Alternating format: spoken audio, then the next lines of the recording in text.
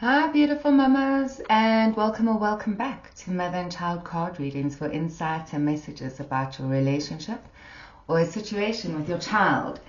And today we're going to be looking at a question of why is my child or is my child being manipulative?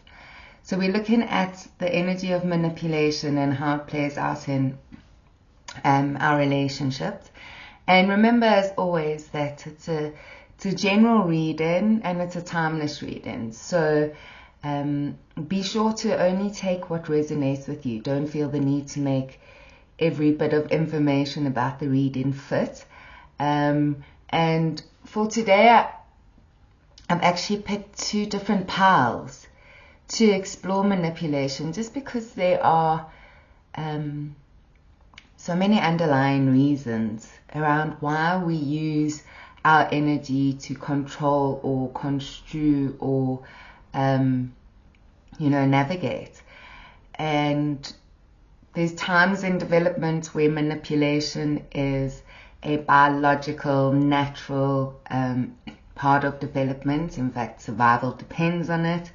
But as our kids get older, how that changeover of them feeling that they can assert their power and their will in a candid way, and that it doesn't have to be misconstrued or hidden behavior or premeditated and kind of managed in that way. So as you can imagine, there's many different things that manipulation can speak to. So for today, whichever group or card is catching your attention, that may be the pile that you find more relevant to your own situation, or you may feel that you'd like to have a look at both.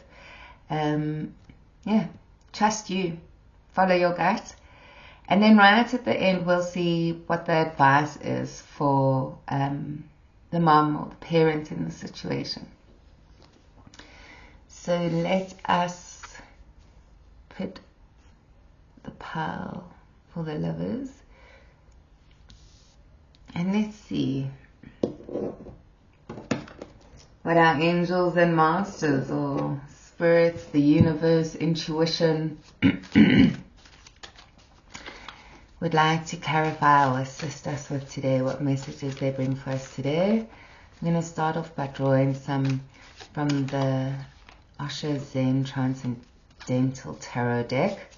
It is listed, the cards that I use are listed below, but I particularly like this pack because of the elements and the emotions, and they speak really beautifully to our relationships and the space between our relationships. So connecting in with the collective child, who, let's call them pile one, where manipulation feels like manipulation may be used in to either manage stress or because of stress. Feels like there's a lot going on there, and true to stress, it feels like there's someone else to blame here, or there's someone else who is raining on my parade. And while this I don't know, what is it? It's almost like a jester or a joker kind of a character, but it's got 3 legs and 4 arms and a lot of candles up in the air. So definitely a theme of like that there's some circus and monkeys vibes going on. So let's see what messages can help us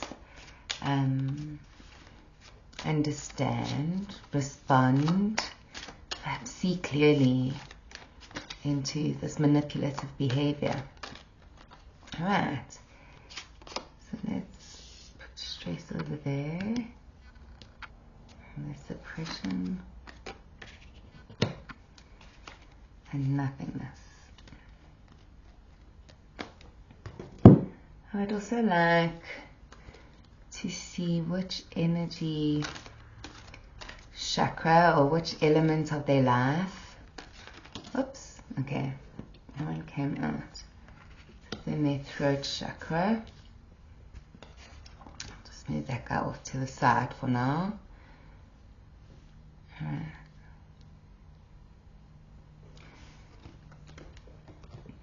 So our throat chakra is one of our higher chakras. It's one of our higher energy portals. So it's an element of our life which is less physical, so to speak. And so we're dealing with our energy, and we're communicating our energy with sound effects, with holding sound.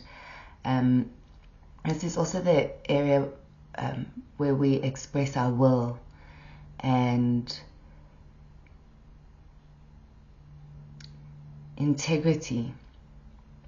So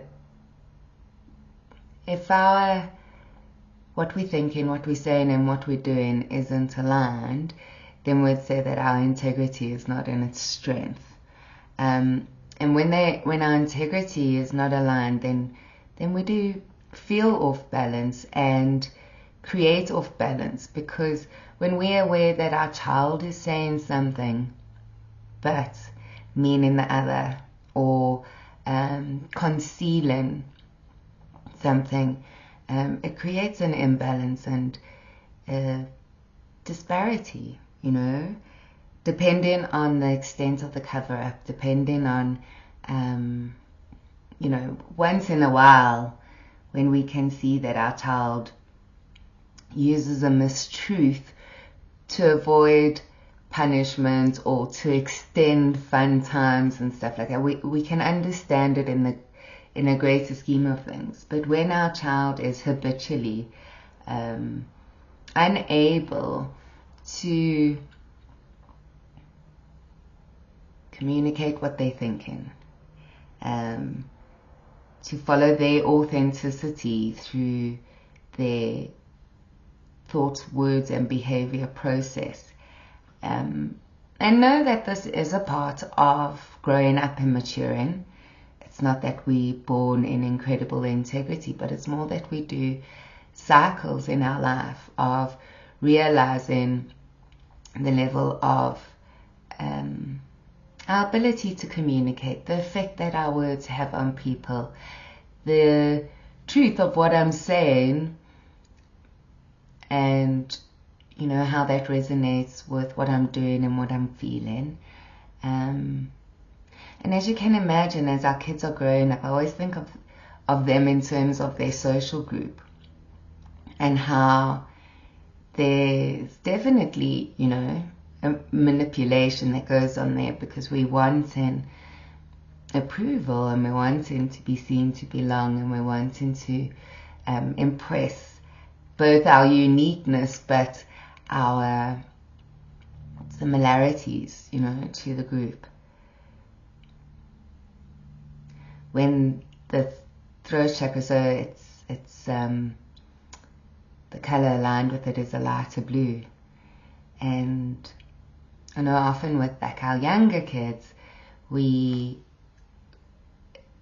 particularly,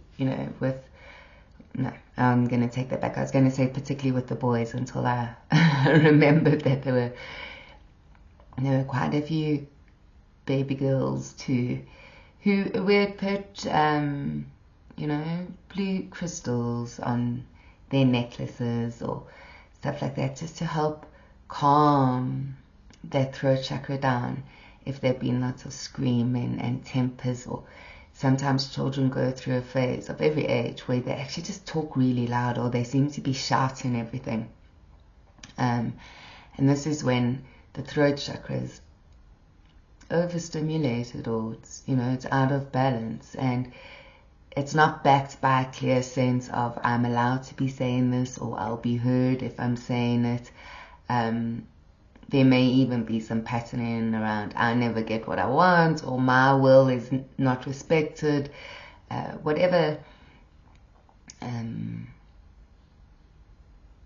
our children have taken on or been exposed to or developed themselves around situations, you know. There's a lot expressed through the throat chakra. Okay, it's also about choices. Let's see what our cards are saying.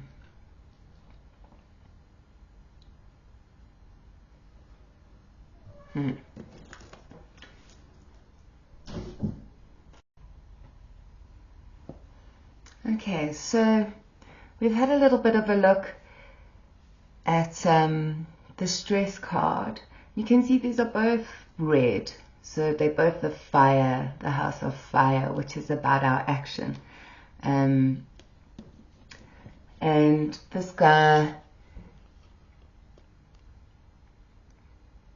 it kind of reminds me of like a one-man band, you know, where playing every single instrument. And the feeling here is a sense of like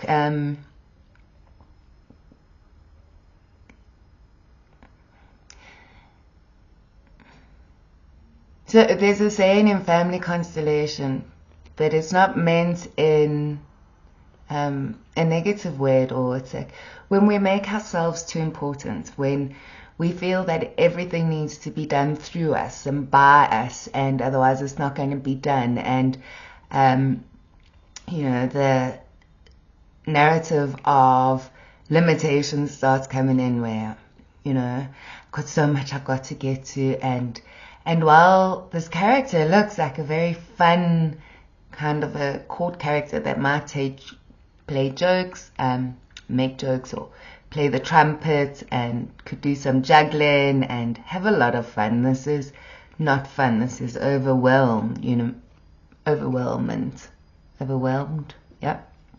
And you know, what's coming up most that pronounced is very much like what's underlying this is the misconception or the misunderstanding of needing to do it alone and needing to manage it alone, and not figuring out how to delegate or share, wanting to kind of hide a perceived weakness within oneself. But for those of you who it resonates, like I can also hear how loud it is and how sort of it's like a cacophony of sound rather than a symphony of sound. You know, it sounds, I can hear that. So maybe some of your kids are expressing their manipulation through anger or stonewalling the conversation, not allowing anyone to finish and just shouting over, and perhaps even, also once again with no judgment, going into the woe is me and poor me and I have to do everything and no one knows how hard it is. But underneath that is really a someone or a somebody that's actually battling to cope, but because they've got a misconception of what's expected of them, or they're not really understanding how appropriate and necessary it is to ask for help, and that this would be strengthening, but also prudent, you know. It's kind of realizing that that's the way the world works, that there are many things that we do in collaboration and that we need other people for, and that this doesn't speak to our weakness or our disempowerment or our smallness and what we don't know yet. Sure, I can feel like almost like a verbal attacking. And then the suppression card, once again, it's in action. So this is like doing. If we think of kids, you know, especially the older they get, there's more of a sense that like I am on a stage and everyone's watching me. Whereas when they're younger, it's not so much about, you know, I suppose it is. Are they clapping hands? Are they smiling? Are they are they giving me the feedback that I'm needing to reassure myself that, you know, I'm okay? So here, this is also speaking to the cracks that are starting to form around keeping everything within, you know, and feeling that I have to figure this out alone. And so it does feel like there's a tension that's building up, or perhaps coming to a crescendo. And once again, I just keep on hearing this loudness. So maybe it's right and real and very present for many of you now. And similar to the stress energy, there's this feeling that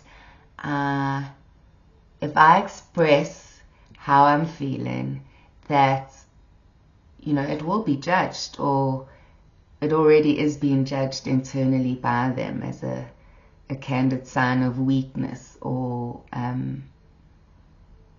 something that could be laughed at or not accepted. And then the nothingness card, actually, it feels like I'm going to draw some more angel cards around it, but the nothingness card feels like it is speaking more to, you know, being able to alleviate this with the reassurance, because what feels strongest underneath here is it's more around the sense of self, you know, it's the inexperience that the more I grow, the bigger the challenges or the things I sign myself up for, or the social courage of, you know, belonging to a new group or expressing myself in a different way, because I'm starting to feel like a different vibe, and will that be accepted? This is speaking more to, you know, the normalcy of it and the acceptance of it. And this nothingness is a space of no judgment, of unconditional, you know, and perhaps being able to assist our kids with some kind of self-regulation around the narrative that is stressful and the perceptions of how much I need to internalize, because if I had to express it, you know, it feels incredibly heavy and dark within here and tied down, and I must say there is a feeling of it kind of coming to a culmination, that it's not, so your child might have been going through this experience for a while, and it might also be coming out as like a cockiness, or a, you know, I can also feel like that kind of defensive hit back energy, which doesn't necessarily, you know, beckon people to come into this compassionate space, but in a space of meeting our child in a, I don't want to say like when we've got a thick skin on, because it's not necessarily that we need to create a barrier between our child and I. I'm speaking more to the difficulty of the protection that comes up, and that's the manipulative behavior that we feel, is all this protection, the child trying to divert our attention from how, you know, alone or limited or dark or imperfect or, you know, tight it's feeling inside there. So let's see. Can you give us a little bit more information or messages around stress? I'm actually feeling this pack for this guy. So let's see. What do you want to say to us about the stress?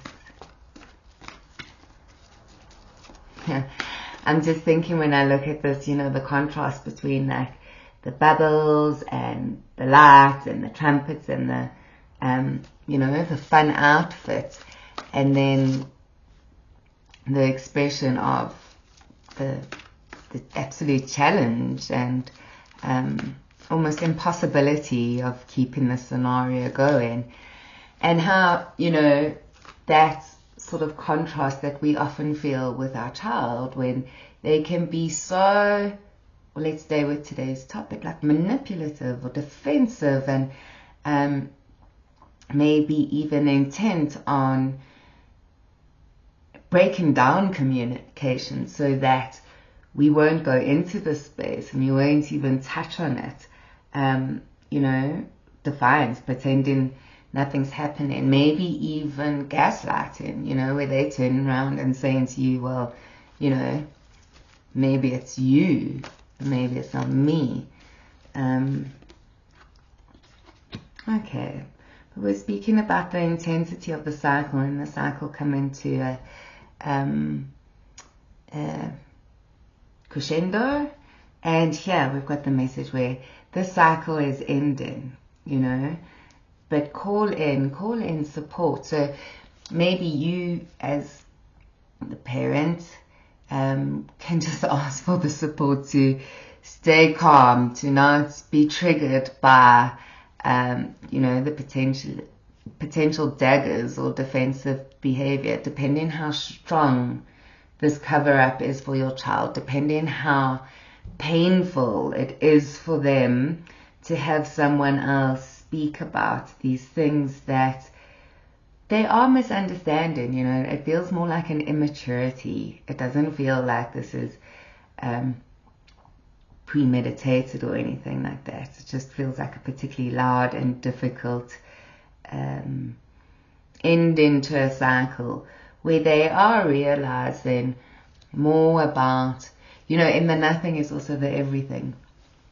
And this card is also about like the silence. So perhaps asking for support from whatever higher beings or whatever you ask for support from, whether it's like hover over me or, you know, please open my eyes so that I can see clearly, you know, through the drama, through the defensive walls, through all the barriers, and let me know like the right timing to approach my child, and where our conversation could be met and most effective. There's a beautiful message here of that the cycle is coming to completion, and also the higher numbers here of 7 and 10. They're talking about, you know, being far down the line. Okay, what else? What other advice or guidance can we have around? I think perhaps let's look a little bit deeper into suppression. Okay, and this card here is about just not having enough information, and it comes back to when we were speaking earlier about the maturity of, you know, when you 7 or 8 or 17 or 18, that feeling that everything I say and everything I do is actually on a stage and the whole world has heard it, or an immature or naive perspective of what being right actually looks like. And it's not necessarily I'm right every single way and every single word and every single action of every moment. The strength in teamwork and asking for help, the relief and the sort of insight and the great ideas that come up when we are able to have a conversation with someone who who connects with us, who loves us, who knows how to have that conversation with us, who isn't necessarily going to be like, yeah, well, no wonder you're feeling this because with that poison you're shooting, you know. He's just able to help a kid see deeper into themselves or see what's under that, because sometimes the loudest anger and fear is the loudest anger is masking a fear. So it's actually more of a scared feeling than an aggressive feeling. But creating this space so they connect with what feels fearful and what they could do about it, or who they can ask for help, or what we can do in our home, you know, because maybe it's an experience that has passed, and now what is necessary is to have a bath and to let it go and to watch something nice or listen to some nice music, you know. But yeah, this is speaking to a very empathetic, compassionate connection, and helping your child kind of start or go deeper into exploring themselves, doing a little bit of research about their own selves. Oops. I don't feel guided to take that one. Alright, what last message do we have here? This has felt very much like the guidance for us. Okay, that one's sticking out. Alright, so this, although this card refers to to marriage, it also speaks about, you know, intimate relationships, so not in a sexual way, but in an emotional, spiritual, physical, and, you know, basically it defines very close relationships. And this is just saying that you've got an angel with you, and with him being the marriage one, it's reminding me kind of like of marriage vows, or like the promises that we make as a parent, where we, you know, in sickness and in health, like to protect, to respect, to honor, to guide, and that feels quite connected of, it's not about then, okay, so how must I speak to my child? Do I know how to speak about depression? Or what if, you know, what's going on, I can't actually help him or her with because of the situation, or she isn't able to articulate it or what have you. This guidance feels like, you know, in the depth of our compassion, or in the depth of us coming from a non-judgmental place, to stick to or allow like your deeper promises or your deeper commitments to yourself as a parent to guide you, you know. And that might be just listening, you know. It might be quieting down on, I'm just thinking of the to love you in good times and bad times, in sickness and in health, you know. When our kids are going through a period of time where their behavior feels very unrecognizable, very unwanted, and we'll often be like, you know, who's this? I want the old you back, or something like that. And sometimes that kind of that kind of communication isn't necessarily communicating that it's okay. It's not okay to treat me disrespectfully, or it's not okay that you feel awful inside or tormented inside. But we as people, and as we grow, one of our strengths that just hold us in such good stead is our ability to stay present with ourselves, or neutral with ourselves, in good times and bad times. Maybe a little bit of like self-love here, for our child at their level and where they're at, you know.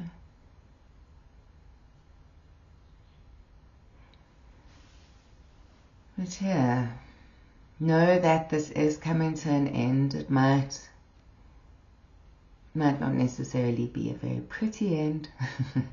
Or, you know, when things come to a point, they often come out in ways that we don't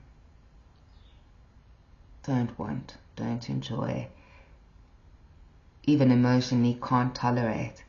So maybe there's also a little bit of, not so much a warning or a caution, but a heads up to you that if this hasn't come to a head yet, to almost not lose yourself in the emotion and the drama of it, and try to hold that space, that nothingness space, the steady ground, because the cycle is nearly over, and it moves into a new, developmental stage or a new experience of self, or there's a lovely learning here. So I think that's good for pile 1. I'm going to pause for a sec and we'll move on to pile 2. But if you feel satisfied with this reading, thank you so much for joining me, and thank you so much for staying for the reading. And if you have any questions or comments that you'd like to pop downstairs or down in the comments section, please let me know. I love hearing from all of you. And yeah, also if you enjoyed the style of the reading today, remember that I post a couple of times a week, so like, share and subscribe, and you'll be sure to be notified of my next reading. So if you're leaving off here, have a lovely rest of your day, and I'll see you soon. Hi there, for those of you who chose pile 2, which is this card over here, which essentially, so it's a major arcana, so it's talking about a life lesson, or perhaps like a juncture in life, and this is about choices. It is also about love, it's about partnership, but firstly, and most traditionally, it's about making choices. And in light of our question today is, why is my child, or is my child being manipulative? Why is my child being manipulative? You see in this card where, two people are face to face with each other. There's an openness there. There's eye contact. There's a gentle smile. There's comfort in being that close, in that intimate space, and someone being able to see me so clearly, And I always love that down here within the heart, there seems to be 2 cherubs, 2 babes. So let's have a see. Let's have a look-see what this pal has to say about the underlying source of the manipulation in a relationship or in a situation with your child. In pile 1, it was around, the ability to communicate and their sense of self. So it will be interesting to see. And I'm feeling like in the choices, I feel that I must express that, well, first of all, disclaimer that I'm not claiming to take the role of a therapist, especially not a medical practitioner with regards to your child's behavior. But, depending which mental health lens you're looking through, manipulation can be a complete coping skill. And I think we see this quite a bit with anyone on the spectrum, any kind of autism, where their manipulation is not to try and make someone else do something, but it is really just to belong, because the social game is not apparent. So they may be mimicking, they may be giving prepared answers, and so that kind of manipulation is just coming from the desire to fit in or to appear to belong, so that the attention isn't drawn to the parts of them that they feel they need to hide.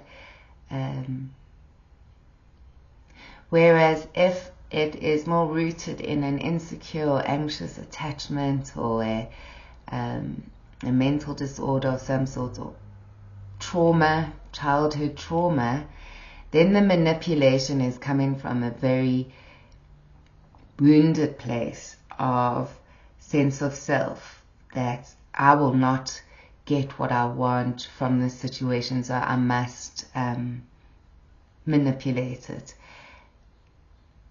Higher levels of just not ever being able to tell the truth, even when it seems, or not, that was extreme, because of course not and ever are two very strong words. Often being in a place where being deceitful is, should we say, like a default mode, or what is reached for first. Yeah, and you know, in deep wounding, or if the pattern was wired at a very young age, you know, and that is when a lot of the wiring happens. And so a survival or emotional survival or trauma sort of wound in that is influencing this ability, you know, to be face to face, to speak openly, to feel that one has a choice rather than that one has to construe and manipulate one's choices. Okay, so let's see, because I'm actually feeling a bit of a heavier vibe with this reading, in that it's not just like immature development within a stage, you know, and learning deeper levels of self-exploration. It feels, I'm going to say, sort of wired in, like this is understood as the only way I can survive or exist, or, and you know, and this might be to get what I want, like that getting what I want, or being allowed to be in that space that I debrief in, which isn't always necessarily a healthy space for kids, in that they may eat excessive sugars, or they may hide, kind of like hide food away. What else is coming up? Put on a charade of this brilliant behavior, fabricating stories.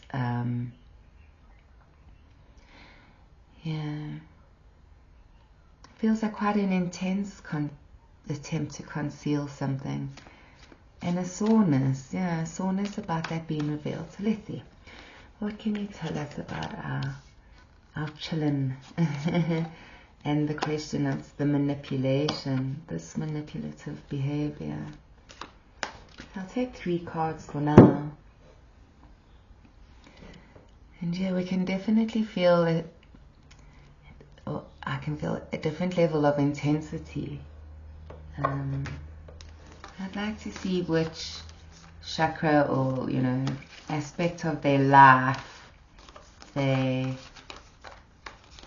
are experiencing this through now. Like that one. Okay, so this is their pituitary gland. I mean, it is a pituitary gland, but their third eye. Right.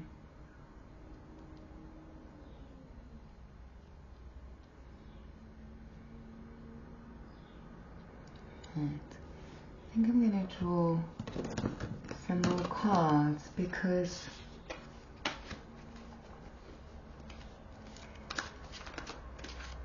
I know there's more, you know, there's lots of answers in a collective reading. So let's draw some more cards to see if we can get some clarity on pile 2. Why is my child so manipulative, or is my child manipulating me? What realities?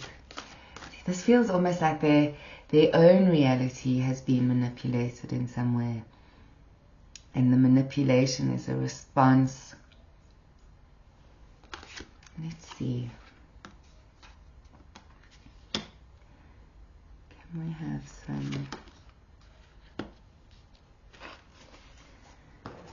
some more information and messages on this situation with the child we have in mind. All right, we will take these two.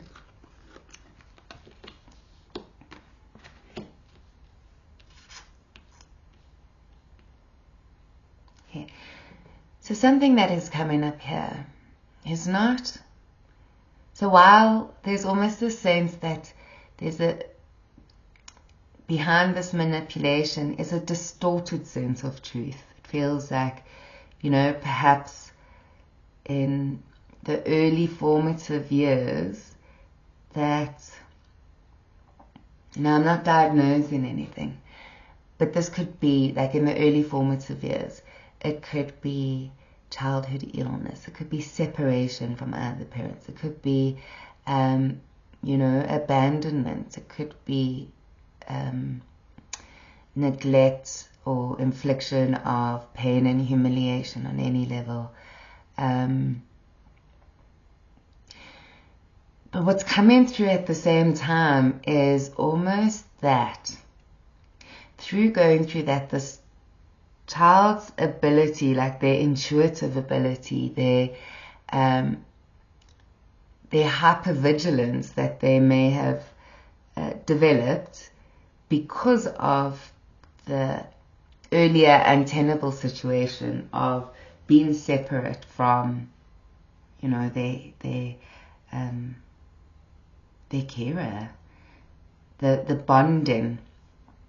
See, these two cupids are just holding each other so tight, they're so entwined, and the bonding, the initial bonding process serves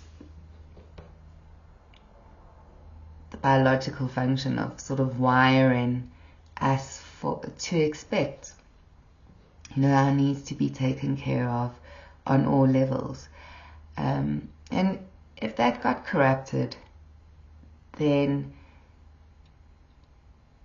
it's very likely that the child or the being, if you can relate from your own childhood experience at all, that within this you became super vigilant or hyper vigilant to the people around you, and in its light probably developed a very empathic or intuitive ability to glean more information from a situation than what is the most obvious and apparent. Okay, and so this can be a beautiful gift. It's wonderful to be able to receive a lot of information, if it is being taken in, and it can also set a manipulator in a sort of higher position, because they are attuned to being able to pick up on people's feelings and emotions and mindful of how to sort of manipulate them, negotiate them to get what they want out of the situation. And it also may just make them aware of so much more energy than they know how to deal with, or so much more information. And it could create confusion between their feelings and someone else's feelings, which, the intensity that we experience, our situations or experiences, is so unique and so varied, and often quiet. We don't necessarily always see if our kids are having a freak out. In Power 1, it was very loud. You could actually hear like the tune in, whereas this one feels like it's quieter, it's deeper, perhaps more in the unconscious. And may have very deep and concerning roots, because this card is saying, like, a beautiful flower grew through a crack in a rock. So it's difficult circumstances that beauty has grown out of. So the feeling in this power is that the manipulation is coming from a much deeper sense of self and a much deeper sense of personal power. And I'm going to add that for some of you, that was corrupted in a younger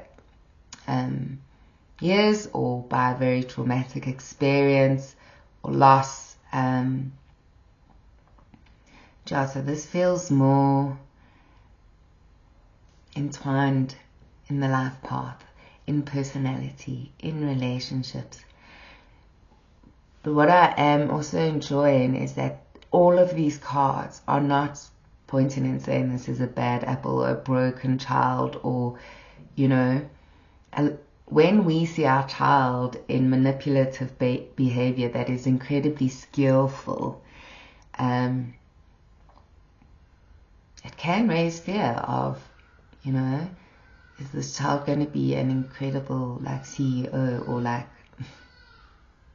the most notorious gangster this world has known, you know? So there's sort of both, because this intensity card also feels like something beautiful, like something new beginning, like an opportunity here, because the flower has blossomed, the intensity of light is resumed, you know, and the Lover's card. So it's speaking more to, although this manipulation would need to be supported and managed, and it feels like perhaps even under the advice of a mental health professional, because if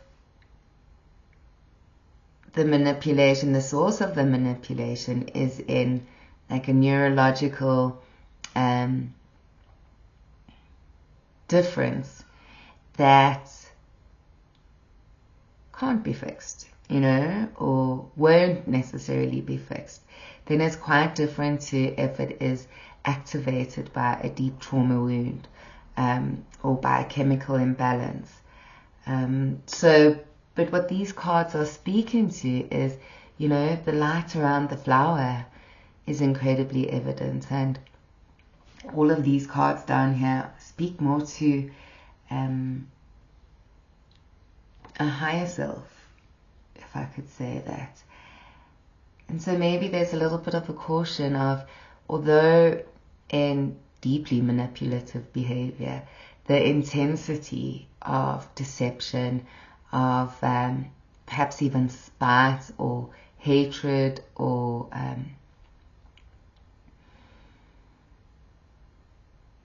it could even be quiet, isolation, withdrawal, not engaging. Although the intensity of those feelings and being on the receiving end of those behaviors, especially if it is often, or there's kind of a pattern of it, it feels like the advice for us is to really keep on coming back, or reflecting, or clarifying for ourselves the awareness of the behavior and how awful the behavior is, and remembering the wounded child underneath. And that can be challenging. That can be really challenging, especially if you're not sure if the source of this manipulation is an extreme, you know, opposition to authority, an intense need to not need anyone, you know, and to keep themselves isolated, or if it is a biological wound or damage that's, or, you know,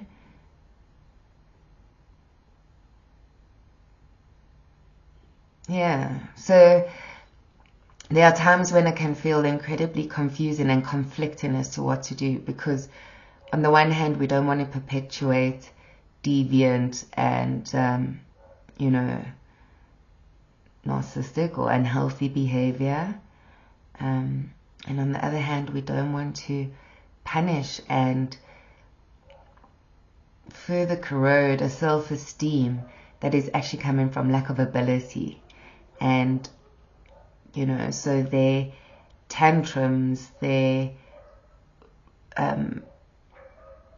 unhealthy communication, their bizarre responses could be in very different sources. However, at the same time, it's also saying, like, trust your gut in the moment, because we can feel when we've been played or we've been pushed, or when we've been lied to. And so,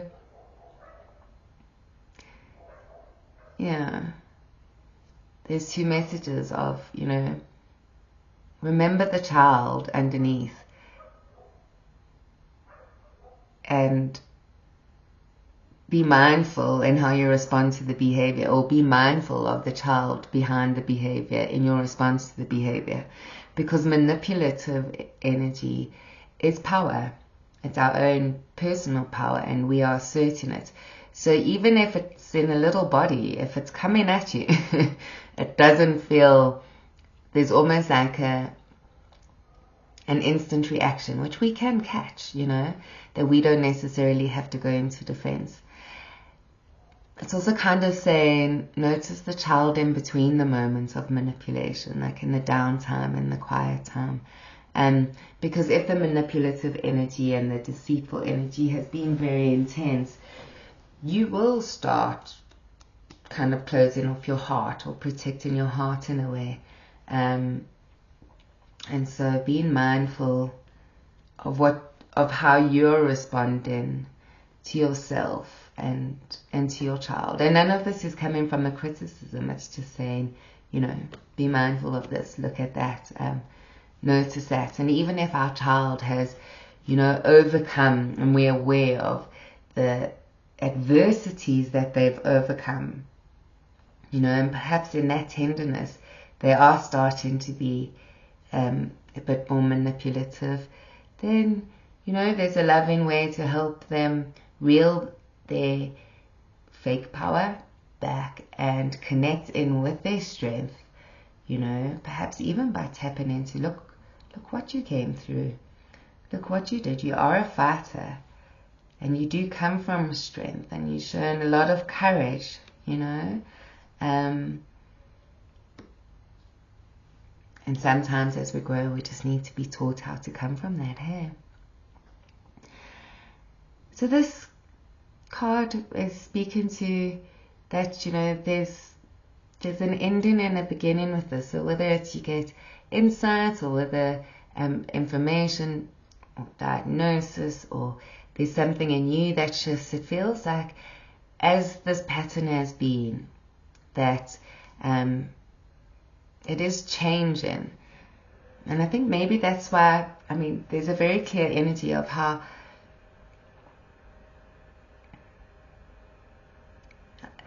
I want to say the word dark, but I don't mean it in the sense of bad or anything. I mean in the sense of heavy and unknown and confusing and painful, There's both that energy of like the dark side and the light side, There isn't a lack of radiant color here. There's also the energy of the trauma, say, playing out, but the talent playing out. There's the energy of see the behavior, but also see the child underneath. So there isn't, up top here, it feels like the messages or the insights are speaking to a cycle that's coming to an end, and having a renewal, whether that's a complete healing of this behavior, or an improved, a level up, a level deeper, space for a little bit more understanding or candidacy, perhaps more opportunities for being able to live in their higher selves, their strength, you know, the information that we get about people because intuitively we are developed, you know, can be used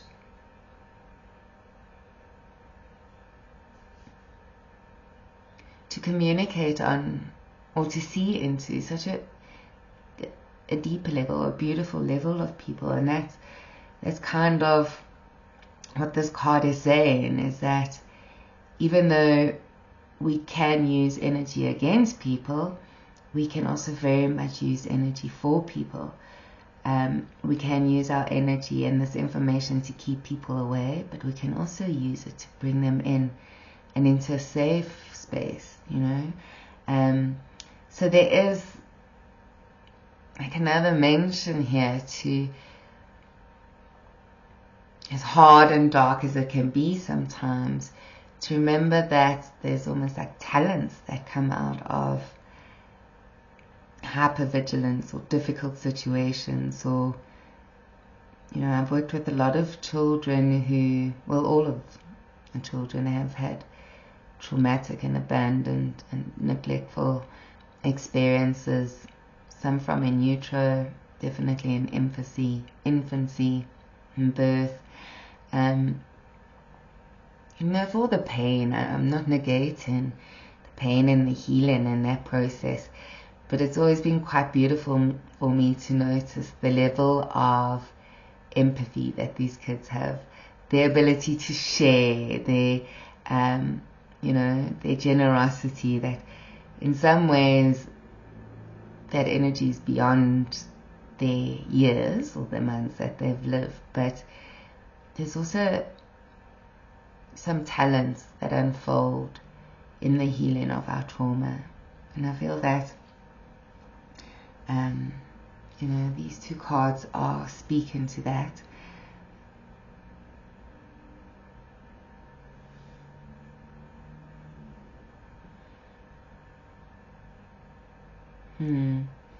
It's quite interesting how this feels like advice on the situation, in that the situation does call for honest and open communication. It can be done gently. In the face of manipulation and gaslighting, you know, if your kid is going to, or pulling out all the stops to blame or deflect, dance around, create drama, not in that moment, but there definitely is, you know, straight after it's saying that, like, you know, this is coming to a conclusion, and part of the start is perhaps, yeah, increasing the level of honesty and open communication. So it does require from us to come into that conversation respectful and as rational as possible, and to notice when we are losing it, and don't judge yourself too harshly, but rather learn to stop and pull out, if that's where you are in the behavior patterning that evokes, because I'm not undermining how incredibly difficult these situations can be. Yeah, and the very real fears that some parents may feel, in the sense of, you know, to realize that you have been manipulated is, you know, there's a spectrum of how crappy that can feel, and what it does to your own sense of trust and self, and your own sense of intuition, and what it does to the space between you and your child, you know. So this ability to go into a space where we'll be able to sort of stick to the points, get to the bottom line, develop a sense, because there's also a willingness for a new beginning here, you know. Although it's immature, there feels like something new can start here. And as the adult, having the ability to know when we are in the space to have this kind of a conversation. And it's not to have one conversation and boom, it's done. It's really to start, I suppose, getting your child comfortable with the process of telling the truth, of saying what I want, of, having the courage to take the consequences of the choice I made. And yeah, there might be impulsive behavior and, cognitive issues that may be part of what your child's trying to hide. But there is also incredible strength and healing, not necessarily even though including from like a moral perspective, but from an energetic perspective, to be able to speak our truth, to be able to dare and get it wrong and be able to try again. And these are the normal patternings of life in our growth, and that feels like what has ended is perhaps the period of time where you've not been able to talk about it, where it's been fearful for you and for your child, where you might have felt that you're in the no man's land with each other and not sure what to do. And so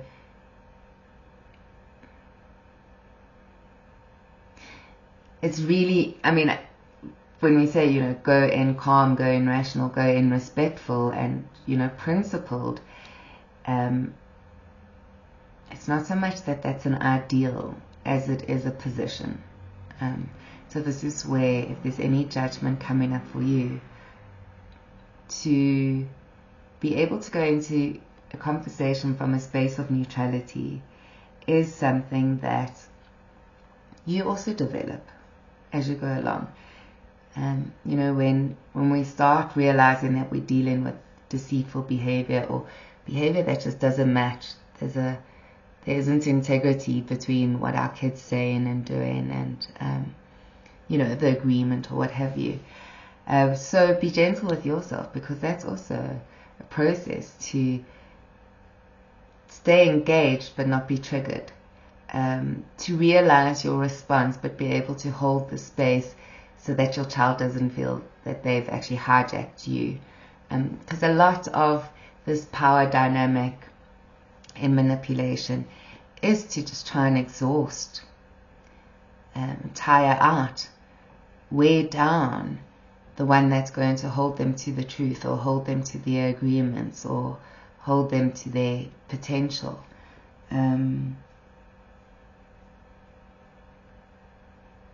So be mindful that you may need a lot of help and support to be in this space, and that would be 100% valid, because it is possible to develop a kind of PTSD, and I'm not saying that I'm saying that from an empowered, empathic position, just because the reality of where we go, where our nervous systems go with our children, and where we go emotionally, and in the conflict and life that's happening. So get in support in this if you need to, so that maybe you can be met in a conversation where you are respected by someone who's principled and rational and able to hold you in a space so that you can hold your child. And that's what, the last message is like, ask for help, even if you're just asking up to no one in particular, and be open to receiving the help, be worthy to receive the help, because the level of this manipulation is corrosive. It's a very robust sort of contract with each other. It can be as deeply, you can be going through as deep a exploration of yourself and your own personal power and your own authority and your own triggers. I mean, having a child in this intense relationship can send you into some transformation or dark night of the soul, like a deep introspection, but within that a deeper connection and a clearer connection with who you are and your strength. So don't be shy or judgmental of yourself if you are feeling like, oh, I actually need some help here. I need that kind of king energy, someone to guide me and help me on whichever level that is. Whether you feel like you're completely spinning trying to deal with this or make sense of this, or whether you're just aware that it is a difficult situation and that your child coming from this level of need to control and manipulate is telling you more about the lack of control, the lack of sense of self, and the emptiness that they might be experiencing within themselves. So yeah, never be too shy to ask for help, even if it feels like a silly question, even if it feels uncomfortable for you that you're falling apart within the situation or taking a lot of strain in the situation. There's lots of love here for you. There's lots of love here for your child. There's lots of learning going on for both of you. And so be gentle, be kind to yourself, and if nothing else, just be neutral, be open to be like, yeah, that went really badly. Okay, there's a moment's silence, and yeah, be very kind to yourself, because in both of you there's this sense that although things can be intense and difficult, it really is to reveal like beautiful, unique, unexpected life or prettiness where one wouldn't journey to rocks to see flowers blooming, one would journey to flower fields, but in this rocky time or in this difficult period,